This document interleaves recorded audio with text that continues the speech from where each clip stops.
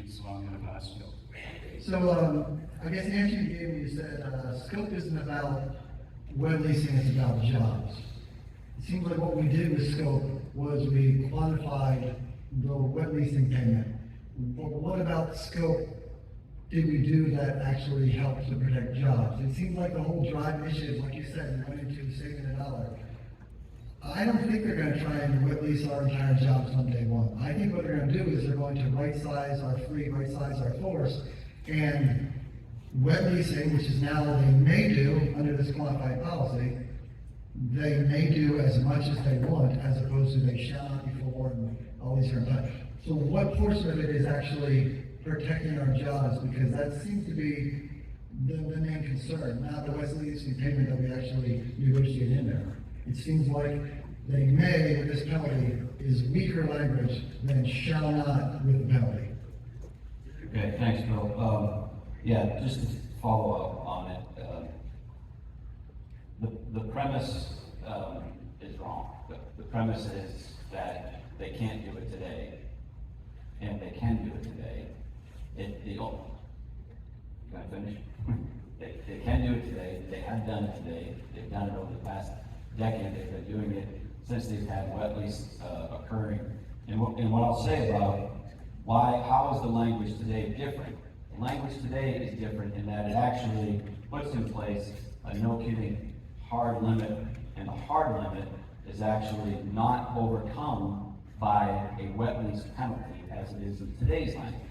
Today's language, every limit in there is overcome, and ultimately the company bypasses the limit, essentially gets to the wet lease they need by paying the penalty.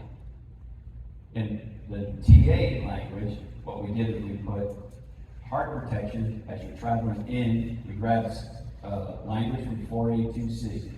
What we went through in 2009 was 482B language. That again was similar in terms of economic conditions, volume declines. Ultimately, we hit 482B back then language, which triggered every pilot's pay to go down to a reduced bid line guarantee. So we've had a long philosophy here is that we all share the pain in that, and we don't furlough pilots as the first measure. It's a very good ethical, it's the right thing to do in our contract. But when we got into it in 2009, we realized there were some things that needed to be adjusted because there was an inequity in how that happened. 482C gets developed, and now we have real restrictions on 482C, and it really binds the company to a much tighter operation. They have less flexibility in how they bid the lines. The spreads get drawn down. Their ability to have pilots fly extra gets drawn down. So those restrictions we pulled from 482C because they're so effective. We put them in the scope section. So that's referenced in the language. So like today, for example, and I'll let Marty speak right after I'm done. In this environment, the company has turned off that valve. They turned off the wet lease valve. They turned off the staffing valve. We're not bringing new hires on right now. The only thing that's ongoing right now is the new aircraft acquisition that are in the pipeline. Those are continuing. They haven't canceled any of those. So what we see now is this march forward of this 482C language, and wet lease is on. So if unfortunately we get to this point where 482C gets triggered because the system average metric hits that number, then there's a restriction. They can't renew or enter into any new wet leases. Then you take it a step further. Let's say that the economy, whatever volume issues we're having, continues to get worse.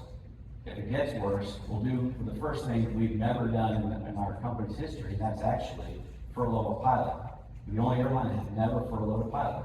Unfortunately, if that happens, and let's say they decide 300 pilots have to get furloughed, then that steps you to the next level.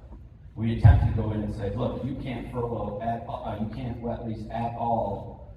In other words, if you carried in that wet lease into it, you can't furlough once you hit it, but you can't wet lease once you hit it. But the language, the companies have made a reasonable expectation or explanation of, look, if we furlough pilots and we have 300 pilots sitting out there, when we come back out, we could come back out dramatic, right, in a rapid fashion. And if we do, we need to pull all those pilots back on property. But now you have 300 pilots who aren't qualified and current. The company can't get 300 pilots into the schoolhouse in a short period of time. So we recognize that they may have to ramp up business very quickly. And we also acknowledge that it's the quickest way to get pilots back on property from the furlough condition. So what we said is, in that event that you're coming through this furlough and you have that opportunity to rapidly bring them back, well, the furlough payment itself, built into the SPR, goes directly to the furlough pilot if they decide to wet lease on the way back out. And that's the quickest way to get pilots back to their job, to get them a full paycheck. So that was kind of how we dealt, and that's how we put real hard limits in that to begin with. Marty, do you want to provide a little color? Yeah. The wet leasing, Sam? It was Bill, right? Sorry. Yeah, Marty, scheduled for new chairman. So, a couple points on wet leasing. I know Rich mentioned earlier in a different section about this corporate management, and they loathe to not having control. And that's been that way since I've been here. So things change in the future, but they always like to have control over how things operate. We have a SIG quarterly, and a number of different managers from all different departments come. We have scheduling manager, we have GOC manager, we have the every department that influences flight. So we have the managing director comes in, he does the contracts for wet leasing. And currently, like I said, there is no plan on wet leasing in the future. The last wet lease is done at the end of this month. And they told us wet leasing is a losing proposition for them. We only wet lease on increases because we can't get pilots and planes fast enough. We've never wet leased on a downturn. We had a question on Tuesday. The pilot read from Richard Smith's statement a couple months ago, saying about point to point, and we think maybe the company wants to wet lease point to point.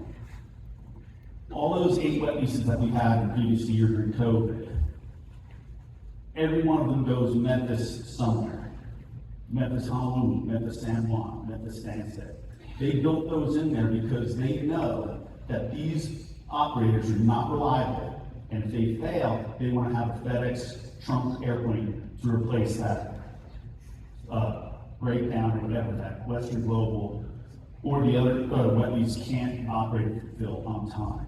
So, again, I can only tell you what from previous, everything I've seen from management, that they have no intention to wet lease the airline as of right now.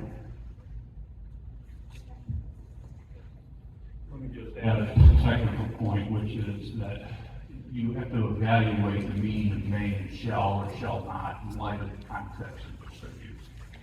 That's standard interpretive principles. And the shall not that you are referring to is tied to what is known as a liquidated damages clause. So violation of the shall not in the old contract as it's put out has a established penalty. Any arbitrator who looks at that is going to say that's your remedy. There's a shall not renew agreement, which says the company shall not extend, renew, or enter into any new section 1B6 wet lease during a period in which 482C is implemented.